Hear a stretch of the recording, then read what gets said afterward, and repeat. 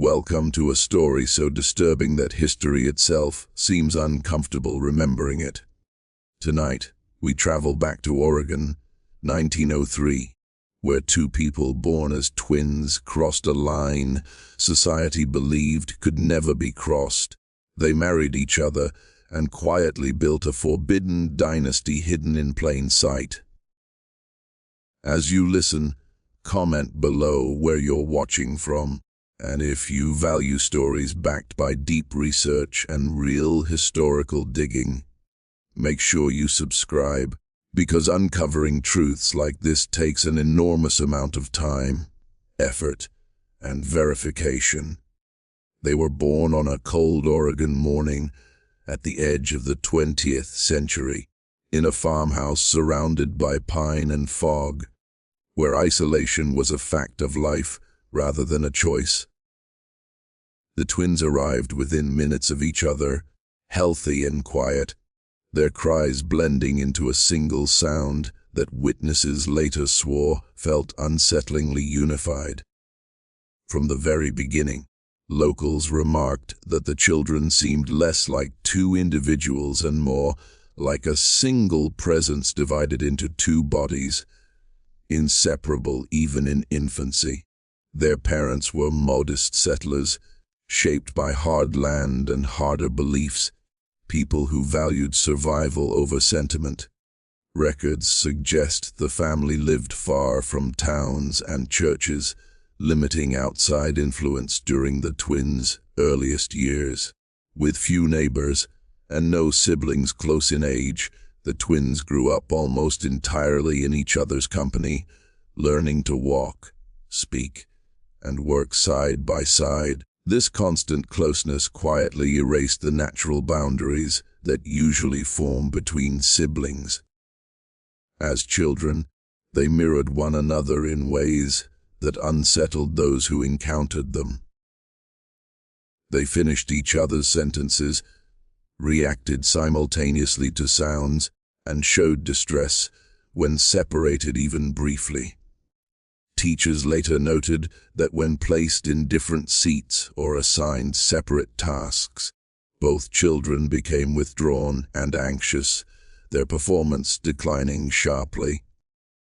Instead of encouraging independence, the family interpreted this behavior as a sign of a special bond, something to be preserved rather than questioned.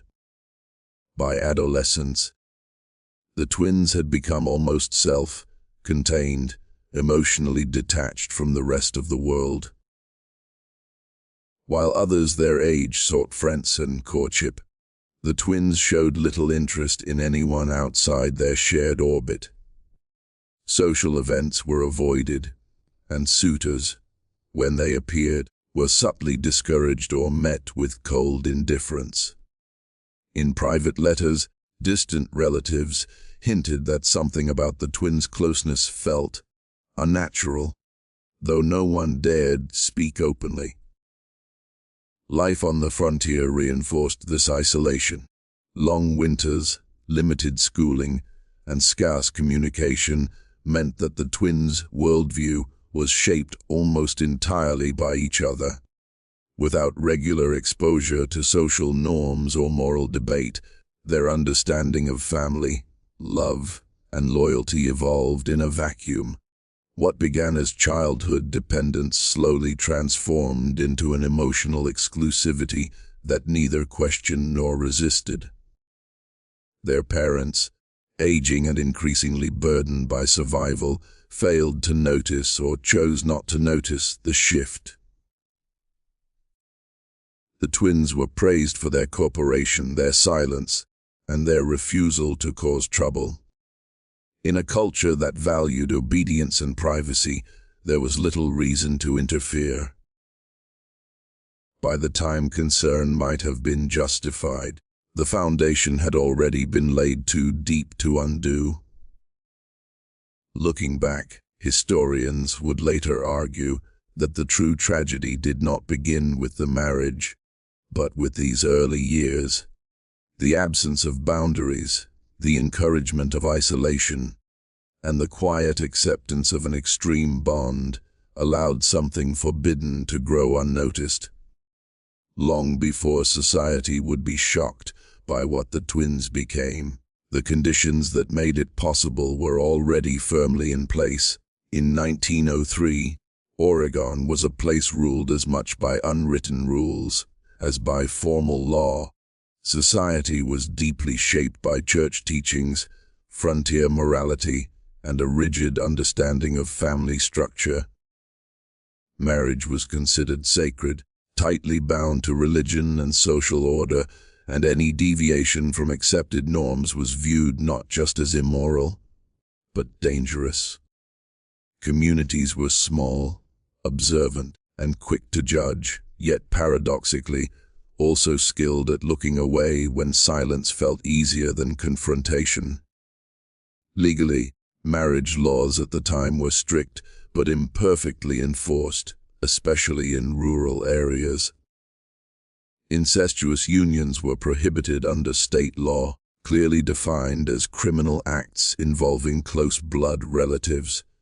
However, enforcement depended heavily on local officials, records, and witnesses, systems that were often inconsistent or easily manipulated. In isolated regions, documentation could be altered, lost, or never properly filed at all, creating gaps where forbidden acts could slip through unnoticed. The concept of identity itself was more flexible than it is today. Birth certificates were not always standardized, and many rural families relied on handwritten family Bibles or verbal records. This made it possible, in rare cases, for individuals to present themselves differently to authorities than they truly were. In such an environment, the truth of who someone was could be obscured by distance, reputation, or deliberate omission. Social shame played a powerful role in controlling behavior. Families guarded their honor fiercely, often preferring secrecy over exposure. Scandals could destroy livelihoods, marriages, and entire bloodlines. Because of this, communities sometimes chose collective silence rather than risk public disgrace. When something felt wrong but unprovable, it was often buried beneath politeness and fear of gossip. Religious influence further reinforced these boundaries. Churches preached clear distinctions between sin and righteousness, yet they also emphasized forgiveness and privacy within the family. This contradiction allowed troubling situations to remain hidden, especially if no public disruption occurred. As long as appearances were maintained, moral violations could exist quietly behind closed doors. Women and men were expected to follow predefined roles, and questioning family authority, particularly parental authority, was discouraged. If elders claimed legitimacy, younger voices were rarely heard. This power imbalance meant that once a narrative was established, challenging it required courage few possessed. In many cases, the word of a respected family outweighed suspicion or rumor. Within this legal and cultural framework, the impossible became quietly possible. Laws existed, but distance weakened them. Morality was preached, but silence protected transgressions. It was this fragile combination, rigid rules paired with weak oversight, that created the perfect environment for a forbidden relationship to survive, unchallenged, in plain sight. What began as an intense emotional dependence slowly crossed into something far more dangerous, though no single moment marked the change. The twins' bond had always been exclusive, but as they matured, that exclusivity deepened into secrecy. Shared glances lingered too long. Conversations lowered their voices when others entered the room, and an unspoken understanding settled between them, one that did not need explanation, only protection. Those around them sensed a shift, but lacked the language or the courage to name it. Unlike ordinary courtships of the era, there were no letters exchanged, no chaperoned visits, no public declarations of affection. Everything unfolded behind closed doors, disguised as familial closeness. In a society where siblings were expected to be close and modesty was rarely questioned, their behavior existed in a gray area, unsettling, yet easily dismissed. The twins learned quickly that silence was their greatest ally. Isolation intensified the relationship. With few friends and no meaningful connections beyond their household, the twins turned inward. Emotional needs that might have been fulfilled by peers or future spouses were instead met by each other. Over time, the boundary between sibling affection and romantic attachment eroded, replaced by a distorted sense of destiny. They did not see themselves as breaking rules. They believed they were the exception to them. Fear played a crucial role in keeping the relationship hidden. The twins were aware, at least instinctively, that discovery would mean ruin, imprisonment, public disgrace, or forced separation. This fear sharpened their secrecy, making them cautious and deliberate. Every interaction was calculated, every gesture masked. What could not be hidden was reframed as necessity, loyalty, or shared survival. Rumors began to surface quietly, passed in whispers rather than accusations. A neighbor's comment, a relative's uneasy observation, a pastor's lingering stare, none of it ever became formal inquiry. The lack of evidence, combined with the family's reputation for privacy, kept suspicion from hardening into action. In that silence, the secret relationship continued to grow. The twins themselves developed a shared narrative to justify what they were doing. They convinced each other that the world outside was corrupt, that no one else could understand them, that their bond was purer because it was forbidden. This belief system insulated them from guilt, replacing it with a sense of unity against an imagined enemy, society itself. By the time the relationship had fully taken shape, retreat was no longer an option. What began as secrecy had evolved into commitment, and what began as fear had turned into defiance. The line had been crossed so quietly that no one could point to when it happened, only to the moment when it was already too late to undo. The question of how such a marriage could occur at all lies in the quiet manipulation of identity and records common in rural America at the time. In 1903 Oregon, official documentation was often incomplete, handwritten, or stored far from where people actually lived. Birth records could be vague, names misspelled, ages estimated rather than verified. This looseness created opportunities for those willing to exploit the system, especially if they understood how little scrutiny existed outside major towns. The twins took advantage of distance, both physical and bureaucratic. When the time came to formalize their union, they did not approach anyone who knew their family history. Instead, they traveled to a neighboring county, where officials relied on sworn statements rather than deep investigation.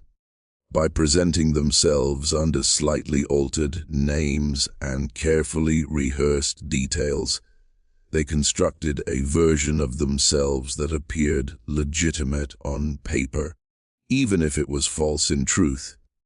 Witnesses, if present at all, were chosen carefully. Frontier marriages did not always require elaborate ceremonies or large gatherings. A small room, a clerk, a minister willing to trust appearances, This was enough. No one asked questions that could not be easily answered, and no one demanded proof that might expose the lie. The system assumed honesty, and the twins used that assumption as a shield. After the ceremony, secrecy remained essential. They avoided returning immediately to familiar communities, instead settling briefly in places where they were unknown. This distance allowed the new identity to take root before anyone could challenge it. Over time, repetition turned fiction into accepted fact. They were introduced as husband and wife, and because no one contradicted it, the story hardened into reality. Within their original community, the truth was never openly acknowledged. Some suspected, others denied, but no one forced the issue. The marriage existed in a strange dual state, official on paper, unspoken in memory. Those who knew the twins from childhood sensed something deeply wrong, yet confronting it meant tearing open a secret that threatened everyone's peace. Religion, ironically, helped maintain the disguise. Once a marriage was declared, it was treated as sacred and untouchable. Questioning it meant questioning the authority of the church and the legitimacy of the law itself. This reverence created a protective barrier around the union, discouraging investigation even among those who doubted its origins. In this way, the marriage was not just hidden, it was normalized through repetition and silence. What should have been impossible was quietly folded into everyday life, shielded by distance, paperwork, and human reluctance to confront the unthinkable. The concealment was so complete that, by the time doubts resurfaced, the dynasty had already begun to form. The first whispers did not sound like accusations, only unease. Neighbors noticed how the couple rarely behaved like newlyweds of the era. There was no public affection, no visible transition from sibling familiarity to marital formality. Instead, they moved through daily life with an eerie synchronization, as if nothing had changed at all. People talked around the issue rather than about it, lowering their voices when the couple passed, choosing words carefully to avoid saying what everyone was thinking. In small communities, rumors rarely spread loudly, they seep. A comment laid at a general store, a glance exchanged during church, a question asked and quickly withdrawn. These moments accumulated into a shared, unspoken suspicion. Yet, no one could point to proof. On paper, the marriage was legal. In public, the couple caused no trouble. And in a culture where privacy was fiercely guarded, doubt alone was not enough to justify confrontation. Silence became a kind of social agreement. Speaking openly would have meant acknowledging that authorities had failed, that the church had blessed something forbidden, and that the community itself had allowed it to happen. The cost of truth felt higher than the discomfort of secrecy. For many, it was easier to look away than to risk scandal that could stain everyone involved. Those closest to the couple felt the tension most sharply. Relatives avoided prolonged visits, neighbors limited conversation, and former acquaintances slowly drifted away. The couple was neither fully accepted nor openly rejected, existing in a gray zone of tolerated isolation. This quiet distancing served as both punishment and protection, punishment for what people suspected, and protection from having to say it aloud. Occasionally, an outsider would sense something wrong and ask questions, but these inquiries were quickly neutralized. Locals responded with vague answers or polite deflection. signaling that the subject was not welcome. In doing so, the community closed ranks, not to defend the couple, but to defend itself from scrutiny. The truth, once hidden, was now collectively guarded. Over time, repetition dulled discomfort. The longer the couple lived as husband and wife without consequence, the more the rumors lost their urgency. What once felt shocking slowly became an accepted oddity, a strange footnote rather than emergency. Newcomers learned quickly not to ask, and older residents learned to forget what they once suspected. This atmosphere of collective silence proved crucial to what followed. By refusing to speak, the community allowed the couple to remain untouched by law or morality. The whispers never became voices, and the questions never became accusations. In that quiet, the forbidden union endured, and the foundation was laid for something far more lasting than rumor alone. Children arrived quietly, without announcement or celebration, folded into the rhythm of daily life, as if nothing about their existence was unusual. Births on the frontier were private affairs, often witnessed by only a midwife or a family member, and records were sparse or delayed. What mattered most was survival, not scrutiny. In this environment, the beginnings of a bloodline took shape without drawing attention, protected by routine and isolation. The couple presented themselves as ordinary parents, hardworking and reserved, keeping their family close and their lives predictable. The children were raised away from crowds, educated at home when possible, and taught early to trust only those within their household. Questions from outsiders were met with polite distance, and curiosity was discouraged before it could grow. The family learned, generation by generation, that privacy was not just preference, it was survival. Physically, the children drew notice. Some bore striking similarities, not just to their parents, but unnervingly to each other, beyond what was typical even among siblings.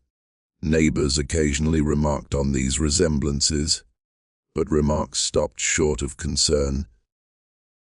Differences, when they appeared, were treated as quirks or weaknesses to be managed quietly rather than examined openly. Emotionally, the household was tightly controlled. Loyalty was emphasized above all else, and the outside world was portrayed as hostile, judgmental, and dangerous. This narrative ensured that the children remained dependent on the family unit and reluctant to form close bonds beyond it. Marriage, friendship, and opportunity were framed as risks rather than possibilities, reinforcing the family's closed nature. As the years passed, the bloodline expanded, but always inward. New branches formed, yet rarely extended far beyond familiar circles. The family's name became known, but not prominent, existing on the margins of records and memory. They were present, yet never fully seen, an intentional invisibility cultivated over decades. Medical knowledge of the time was limited, and concerns about heredity were poorly understood outside academic circles. When illness or developmental issues appeared, they were attributed to fate, hardship, or God's will, without doctors asking difficult questions or officials connecting patterns.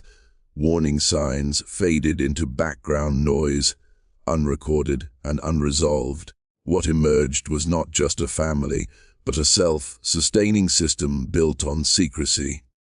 Each new generation inherited not only blood, but silence, an unspoken agreement to protect the past by never naming it. The dynasty did not announce itself to history. It embedded itself quietly, carried forward by people who had been taught that survival depended on never letting the truth escape. In the early 1900s, the idea of genetics was still emerging, and most people understood heredity only in the simplest terms. Children looked like their parents, traits ran in families, and certain illnesses could skip a generation. What they did not fully grasp was the risk of genetic abnormalities when close relatives reproduced. This ignorance allowed the forbidden dynasty to grow without raising the alarm that it would have in a later era. Yet even without scientific knowledge, people instinctively feared what they couldn't explain.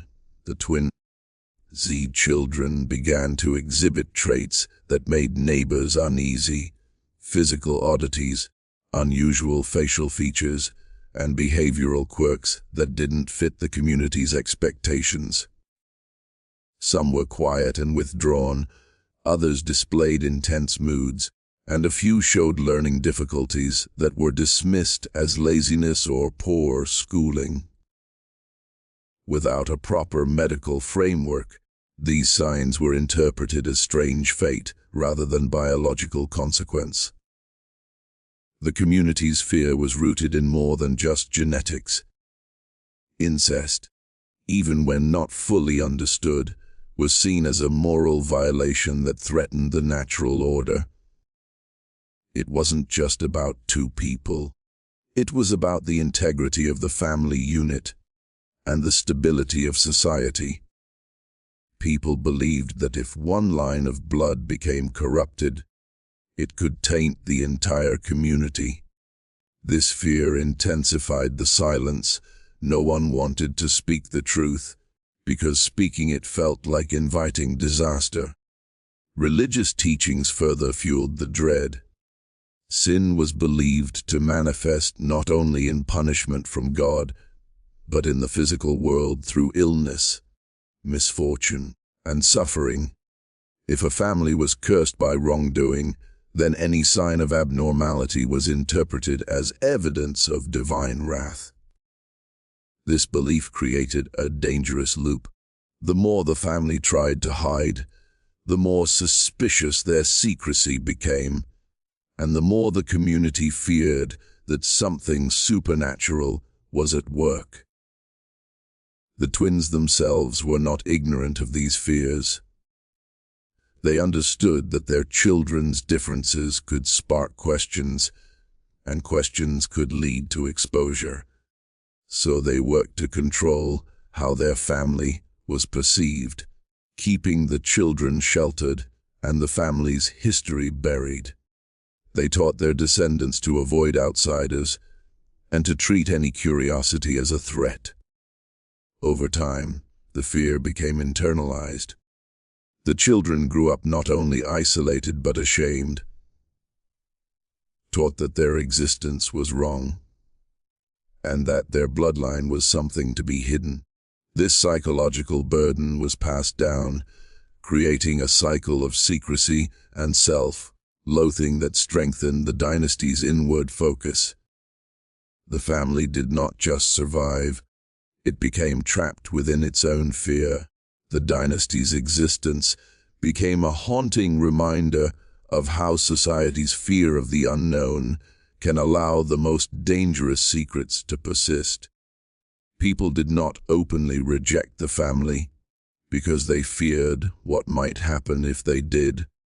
They remained silent because they believed silence was safer than truth, and in that silence, the forbidden bloodline continued, carried forward not just by genetics, but by the community's inability to confront what it feared most. The most chilling part of this story is how easily it could be erased from history.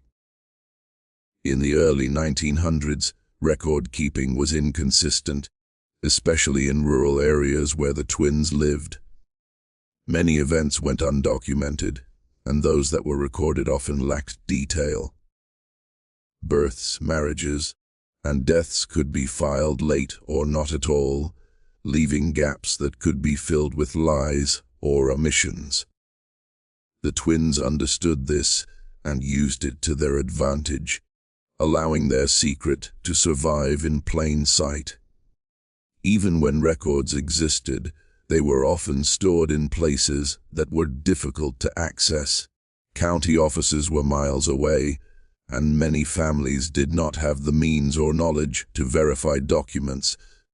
In some cases, records were lost to fires, floods, or simple decay. Over time, the lack of documentation made it easier for later generations to deny or forget the truth. What had once been a scandal became a story with no evidence, just whispers and half-remembered rumors. As the dynasty grew, so did the desire to protect it. Family members learned to avoid leaving trails, to avoid drawing attention, and to avoid conversations that could expose the truth. They refused interviews, moved frequently, and avoided close contact with outsiders. When people asked questions, they answered vaguely or changed the subject. This careful behavior was not just paranoia, it was a strategy that preserved the family's existence through decades of suspicion. Historians who later attempted to investigate the case found themselves blocked by missing information and conflicting accounts. Some documents were destroyed, others were intentionally altered. Oral histories were unreliable, shaped by fear and embarrassment.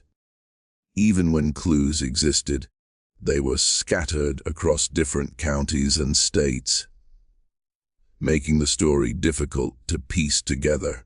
The result was a patchwork of evidence that hinted at the truth without ever fully proving it. The community itself played a role in erasing the case. People who had lived through the events often chose to forget them, not because they were unwilling to confront the truth, but because confronting it would mean reopening old wounds.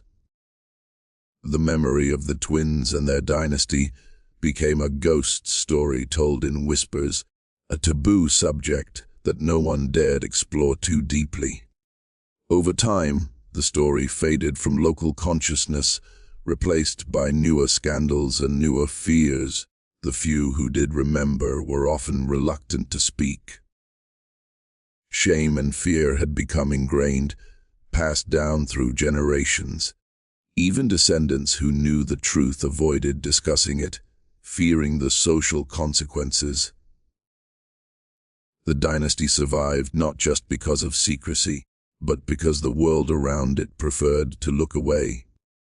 In the end, the forbidden marriage became a historical void, something that existed only as a shadow, never fully captured in the official record. This is why the case remains so haunting. It shows how easily the truth can be buried when people are afraid of what it reveals. It proves that history is not just what is recorded, but what is remembered and what is intentionally forgotten. In the silence that followed, the twins' dynasty did not disappear. It simply slipped into the cracks of history, waiting for someone brave enough to uncover it. The truth of this forbidden dynasty has never been fully accepted because the evidence is scarce, fragmented, and often contradictory. What remains is a strange blend of documented facts, whispered memories, and the haunting sense that something unspeakable once existed. The case is not like a neatly solved mystery. It is more like a gap in history that refuses to close, leaving behind a feeling of unease that persists even after the story ends. One reason the dynasty continues to haunt records is the deliberate effort to hide it. The twins and their descendants were careful, not just in their actions, but in how they presented themselves to the world. They avoided the kinds of situations that create permanent proof, public celebrations, official portraits, or legal disputes. Without these common historical anchors, the family could exist without leaving a clear trail. This created a paradox. The more the family tried to survive, the more they disappeared from view. Another reason is the power of rumor itself.